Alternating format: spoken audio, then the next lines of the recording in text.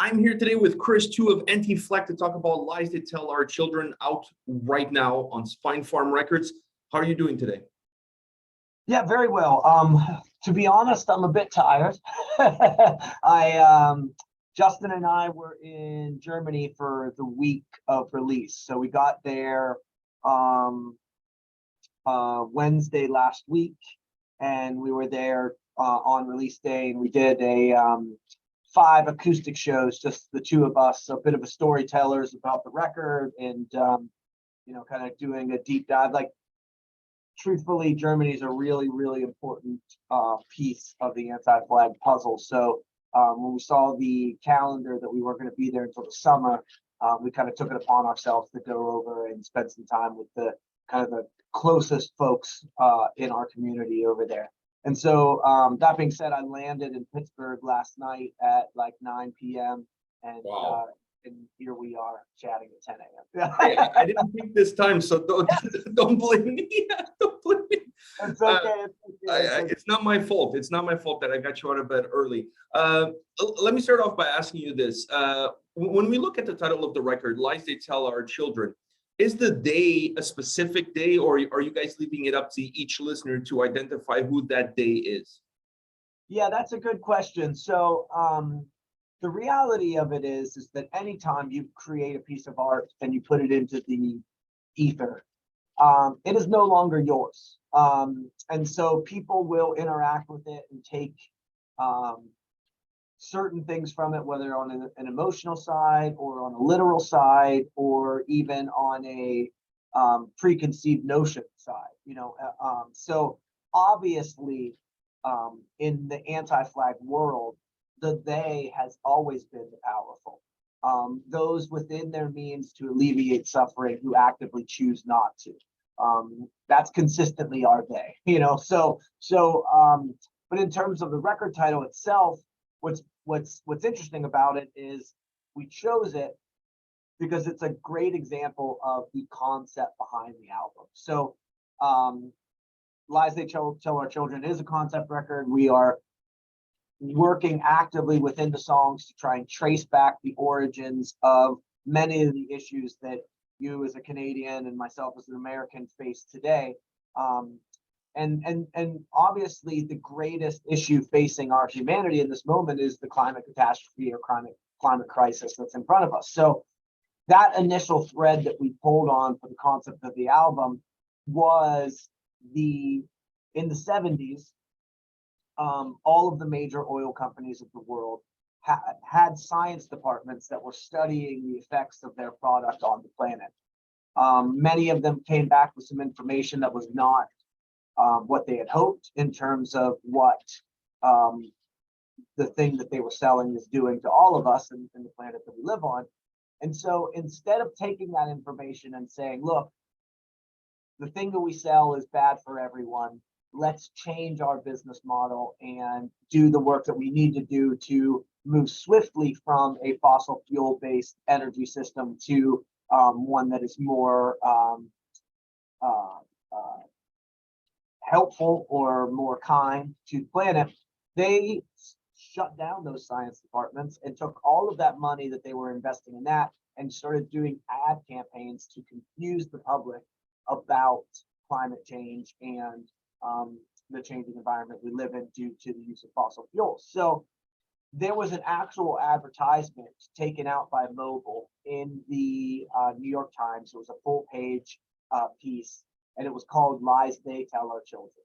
And essentially, they were talking about hippie movements. They were talking about environmental protest movements that were in touch with this belief that, drilling into the earth and removing oil and the byproducts of all of that were bad for the environment. So really now when you fast forward to today and we just had the holidays, and I'm sure many people interacted with someone in their family that might be a climate change denier, or that we all have that special aunt or uncle who's teetering on the edge of inhumane sanity.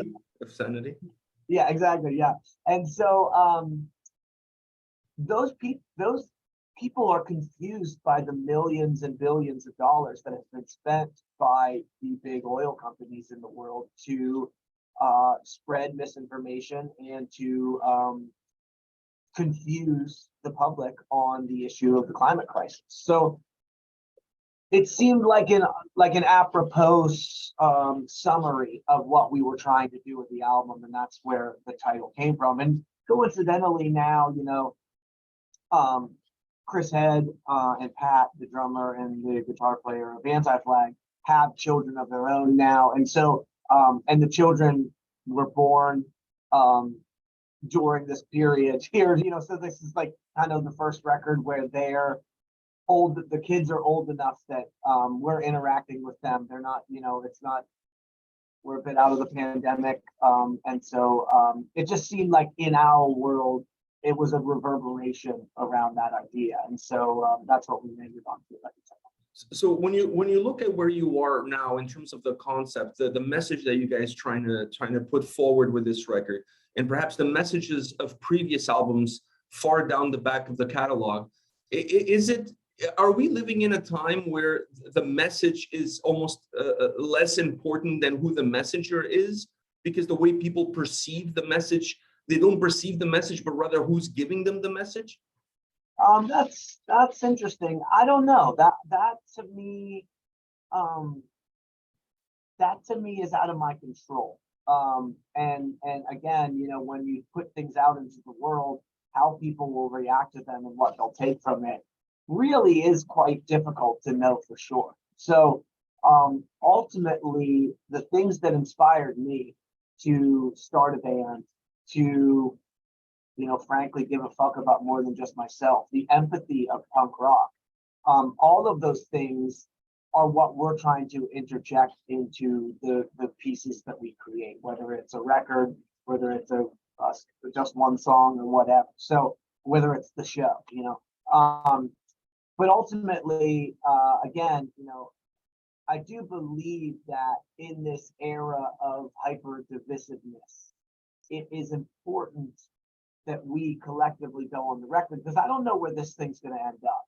Like truthfully, we are as divided and as fucked as a civilization that we have seen in our lifetimes. And so it is scary, and it is an anxious time for many people, especially, those most vulnerable within our societies, trans communities, gay communities, women in the United States of America are under a greater attack than they've been in a very long time. Then, of course, you've got immigrant and refugee crisis happening all the time for a multitude of reasons. Environmental devastation is one of them. The insane economic basis of so many of the world superpowers is selling weaponry and armament around the world. And when you sell those weapons and those armaments, you're creating war, and so you have these massive refugee crises because of these immoral problems. So all I can do with the little power that I have is make a document of where we stand on them, and hope that someone finds it and someone feels the same way. And I mean, we've been privileged with the time that we've been a band. This 2023 is 30 years of Anti-Flag. So for us to have seen that people have interacted with our band, or people have interacted with punk rock, and they've decided not to join the US military because of it, that's a victory for us. It's not measured, it's not success measured in record sales or t-shirts worn or amount of performances at the Warped Tour. Like for me, it's about the person who comes to the show and says, hey, I went to my first punk show when I was 15, and now I work at Amnesty International, or now I've run for local office, and I'm injecting that same ethos and that same empathy into a place that is often void of that. So those are the victories. Those are the tent poles that we hang our hats on as a band. When it came to the concept and then to the creation of the album itself, how does the structure of this album become impacted by that concept? Yeah, so it greatly. So essentially what we did was start with a list of issues. And from there it became writing music that either emotionally was attached to that idea, or we then loved something musically and we forced that idea into it, So uh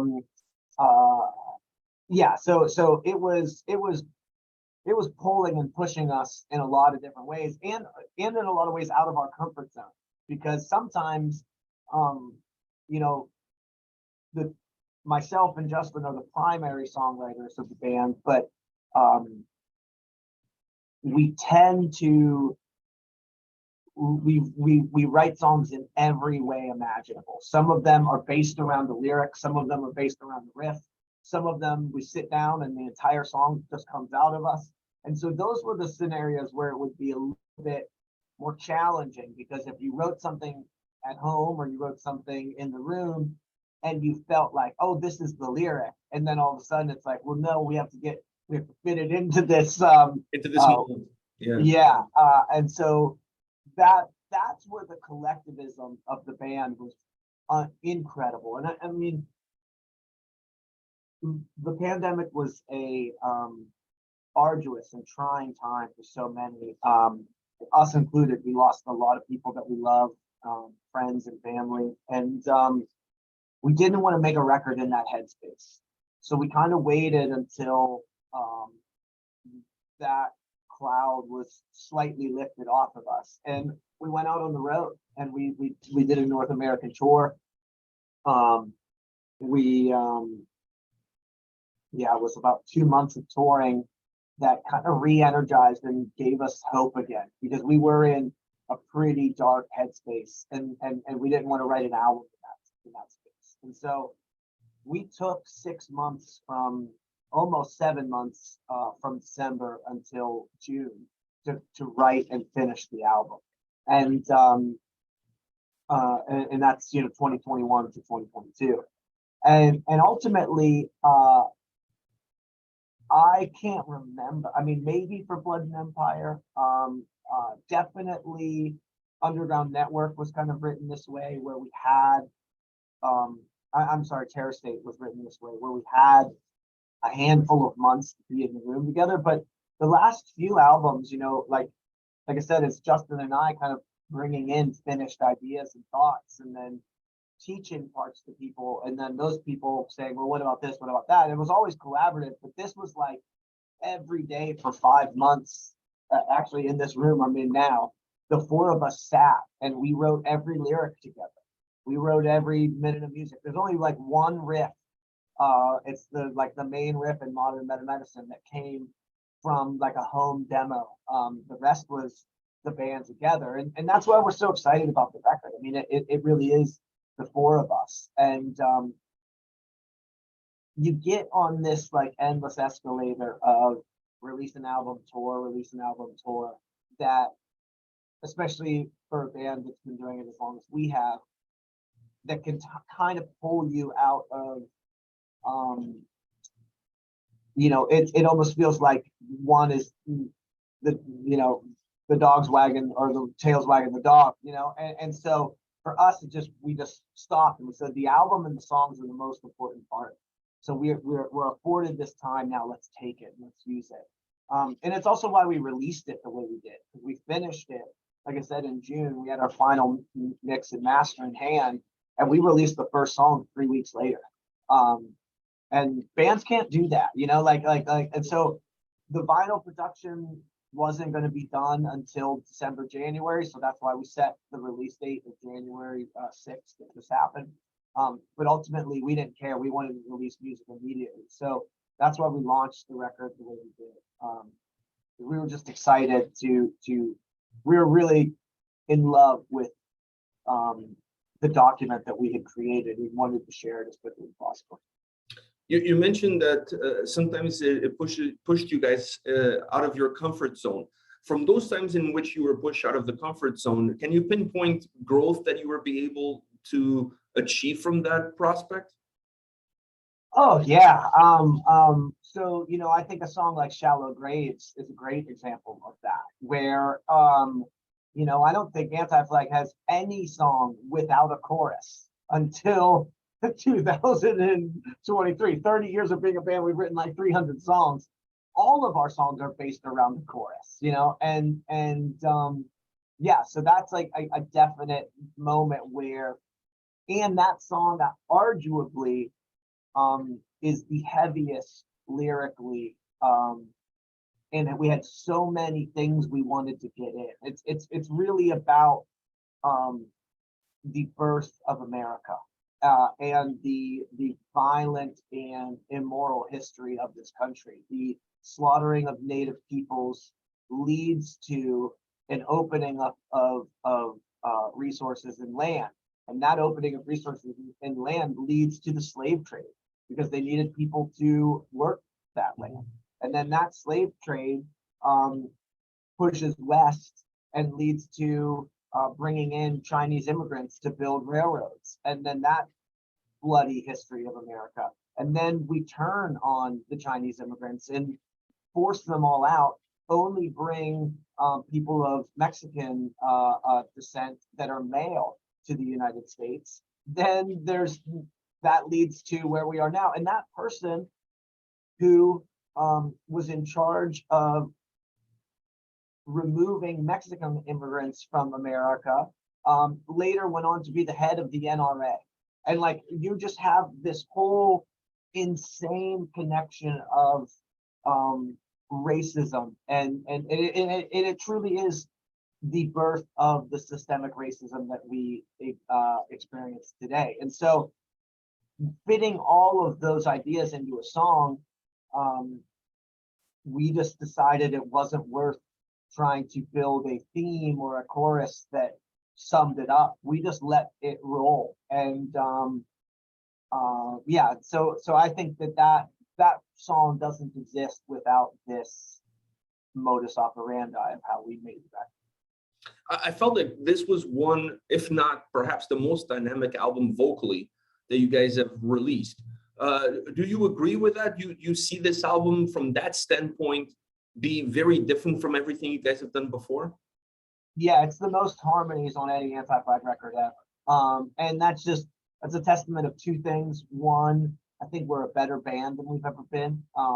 You don't bang your head up against the wall for 30 years and not figure something out. And two, John, who produced the record, was just a master of taking whatever idea we had, adding another layer to it, and then that would inspire us to add another layer to it. And so there was never a moment when he wasn't like afraid to record more information than we needed. And often, because you are as the producer, he was not only the producer, he was the engineer and the mixer of the album. So he has to sift through all that shit, you know, like he's spending hours finding the right takes and finding the right balance of those harmonies. But he was willing to do that work, where we have had experiences in the past with people who see that by recording a bunch of stuff up front, they might be increasing their workload later. And so they are hesitant to do that. And that's just not the way John was in the studio with us, which was really liberating. And yeah, I mean, so I certainly agree. Like in the past, you know, we worked on harmonies before, but you know, The Fight of Our Lives, which is one of the song. Thank you. It's one of the ones that's doing the best in the world in terms of, like, you know, we can only look at really hard information based on like streaming numbers and shit like that. But that's got a 5-part harmony in the chorus. You know, that's like it's like a bit Beach Boys for Anti-Flag, but it's awesome, and it sounds like us, but also an alternative version of that, you know, which is cool that the old dog still got some new tricks up their sleeves, you know. And when it comes to your bass sound, where do you feel comfortable with your bass when it comes to the mix, so that you can have that Anti-Flag sound that fans are used to? Yeah, that's a great question. So Anti-Flag mixes our rhythm guitars lower than most bands, and that's pretty much how it happens.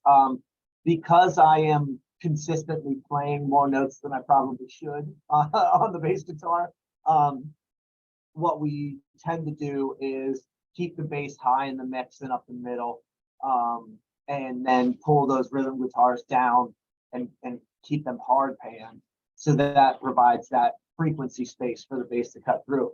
But most of it has to do with how I play.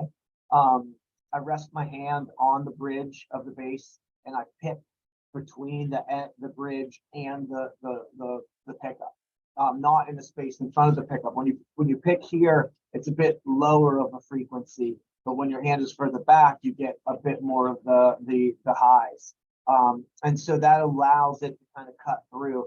Otherwise, we'd be automating bass fills in the mix like 100%. And there's some people that do that really well. Green Day is a great example of that. But they also spend months mixing their albums and have a seemingly endless budget of studio time to do that. I was just going to say that comes with a price tag. Exactly. Yeah. So kind of, yeah. And like people will often ask me about bass tone and gear and what I'm using. What I found is I've played on everything, and it always kind of sounds like me because of where I hold my pick and how I use a really light pick. I use really light gauge bass strings. It's more about cutting through than it is about, like taking over the track. I got one last question for you. This has been an absolute pleasure, by the way, but I have one last question for you. Best and favorite are not necessarily the same. And I know every band always says that their best album is their new album, but I gotta, and I'm assuming that's going to be your answer, but I want to ask you, which one is your favorite? If you had to be stranded on a desert island with one of your records, which one would it be? I think my favorite Anti-Flag record, I really like American Spring for a lot of different reasons. Probably the most is that I think it's what brought us to where we are today. I break our band's life up into 3 chapters, and especially now as we hit 30 years. Chapter 1 is the first 10 years of the band. 5 years into that, I played on the second album, New Kind of Army, but I did not feel confident, A, or B, feel that it was the right place or time for me to kick the door down and say, now this is what we do.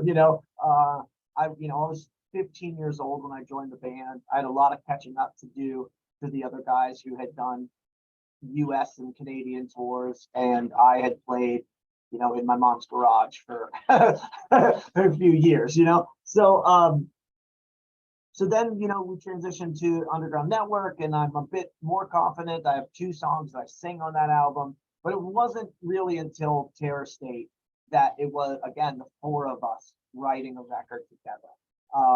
And that was like those 2 that come, Terror State and For Blood and Empire, I think are like defining records of that first chapter. And then, we signed to the major with For Blood and Empire, and we go to the next 10 years, and there's a bit of a drop, only because we worked ourselves to death and kind of fell out of love with what we were doing. We got caught in that trap of the record only exists so that the band could play shows, not we're making a record because we feel like we've got an idea or an intention that is bigger than the last thing we had. And so there's a few records in there that, don't get me wrong, I think there are great songs on Bright Lights of America and People of the Gun or General Strike. Great songs, and songs that we still play to this day, but they aren't the 4 individuals at their best. In fact, Pat had a relationship end in that period of time. I had a relationship end in that period of time. And these were people that we were with since we were both children, and we didn't think we'd ever be in a different place. And then, so you certainly don't have the 4 individuals firing on all cylinders. So when I think about the third chapter in 2015 and making American Spring, we had a discussion, and the discussion was, if we don't make an album that is better than things we have created in the past, there's no reason to. We might as well go out and play a Forbidden Empire reunion tour, or a Terror State, or a Die for the Government, or whatever that the punks want to hear. Let's go just do that and just ride out on the sunset. And there was a collective decision to reignite our passion to create punk rock with each other.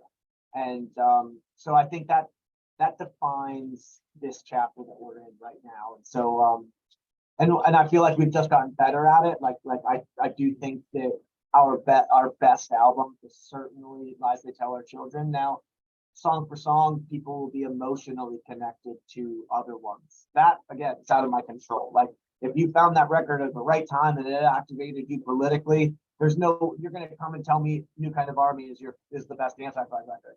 And I'll say, yeah, it's 70% of it's out of tune. The other 30% of it's off time, yeah. So it's like these songwriters were better songwriters than we've ever been. But my favorite, when I look back on it, is American Spring. Well, Chris, thank you very much for your time today. Sorry that somebody forced you to wake up early because of me. Once again, it's not my fault. I don't make up these schedules. I just live by them. Okay, I'm happy to do it. I'm happy to have some structure in my fucked up life. So well, I appreciate you taking the time today. It was a wonderful record. Once again, thank you very much. All the best. And I hope to see you guys on the road soon supporting this album. Awesome. Peace. We'll see you soon. Take care, man.